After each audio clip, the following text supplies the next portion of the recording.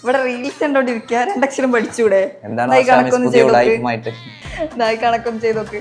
24x5 അല്ലേ? Simple ആണ്.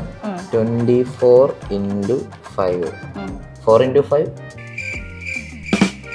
120. ഇതിനിപ്പോ ഇത്രയും സമയം എടുത്തില്ലേ? ഞാൻ കുറച്ചുകൂടി എളുപ്പത്തിൽ പറഞ്ഞു തരട്ടെ. 44x5 ആൻസർ കഴിഞ്ഞു. ഇത് ഓൾറെഡി മിസ് ഞാൻ 64x5 86x5. ഇത് ഞാൻ കാണാതെ പഠിച്ചെന്ന് പറയോ? ഇത് കൊള്ളാലോ. അത് എങ്ങനെയാ ഇതിന്റെ ട്രിക്ക് എന്താ?